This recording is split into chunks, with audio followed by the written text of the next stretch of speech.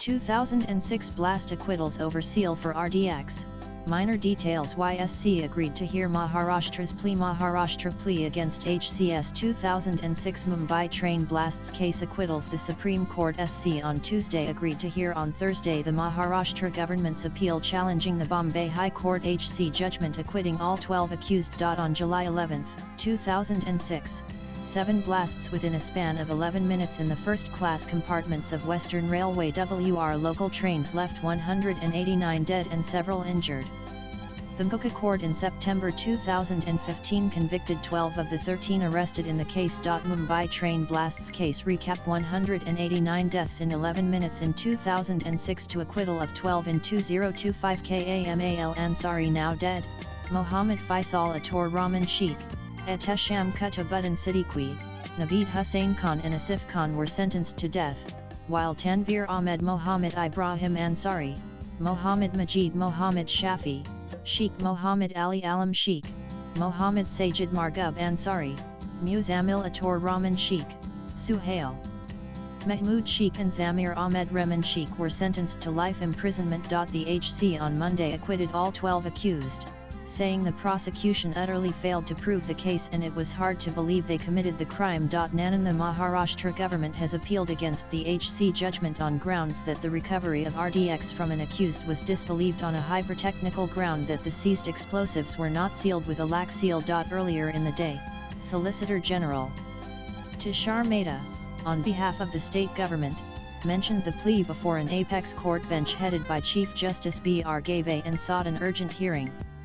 The court agreed to hear it on July 24. The state government, in its appeal, has raised several serious objections to the High Court's order of acquittal. The plea has asserted that due procedural safeguards under Section 232 of Maharashtra Control of Organised Crime Act (MCOA) were observed, including proper sanctioning by senior officers like prosecution witness PW number 185 Anamai Roy.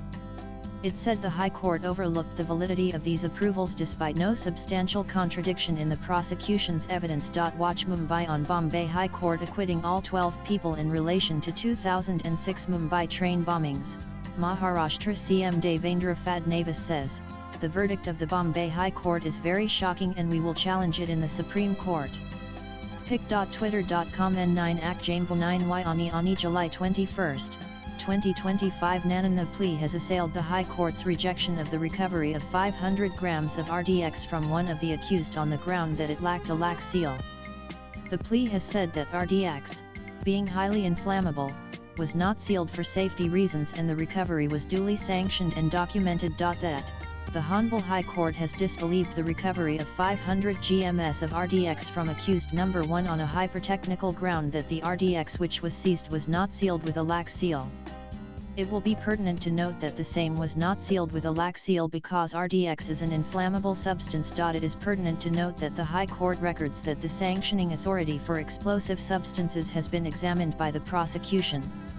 However, the Honorable High Court has not found any infirmities in the evidence of PW 26, who is the sanctioning authority under the Explosive Substances Act for seizure of RDX from accused number 1.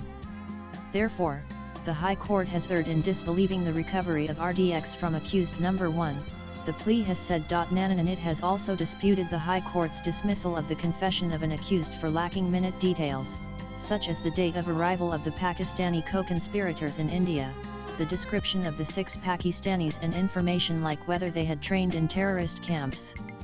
The entire confessional statement has been disbelieved, which is an unacceptable conclusion, the plea has said, adding that omissions regarding the identities and origins of the Pakistani co-conspirators do not invalidate the overall confession. Also read innocent in jail in train blasts case. Why Lincoln lawyer ex-HC Judge Murali Dar said this. The appeal also challenges the High Court's disregard of the recovery of detonators and explosive granules from another accused, pointing out that these items cannot be easily procured or planted, and their evidentiary value should not have been dismissed over technicalities. The petition says the High Court failed to address the validity of the convictions under various provisions of the Unlawful Activities Prevention Act (UAPA) and relevant provisions of the Explosive Substances Act. It says the High Court ignored key findings and legal interpretations from previous landmark judgments. The plea addresses the defense's contention that the accused did not meet the definition of continuing unlawful activity under the MUCA due to earlier offenses being punishable by less than 3 years.